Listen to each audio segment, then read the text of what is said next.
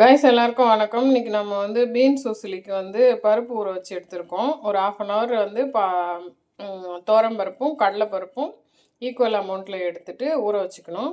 அதுக்கப்புறம் வந்து காரத்துக்கு தனியாக 1/2 ஸ்பூன் மிளகு, 1/2 ஸ்பூன் சீரகம், ஒரு பிஞ்ச் சோம்பு, அப்புறம் காஞ்ச மிளகா 3 இதெல்லாம் அரைச்சி நம்ம வந்து வேக வச்சுக்கலாம். நம்ம வந்து இந்த அரைச்சோம் இல்லையா, இந்த பருப்பு அதை வந்து வேக வச்சு எடுத்துக்கலாம். இட்லி பானையில் வைக்கல, இந்த மாதிரி வச்சு வேக வைக்கிறேன். மூடிடலாம். பருப்பு வெந்துட்டு இதை உதுத்து எடுத்துக்கணும்.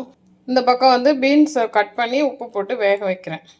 வெந்துட்டு இந்த நம்ம பருப்பு வேக வச்சு உதுத்துட்டோம். இதையும் சேர்த்து மிக்ஸ் பண்ணிக்கலாம்.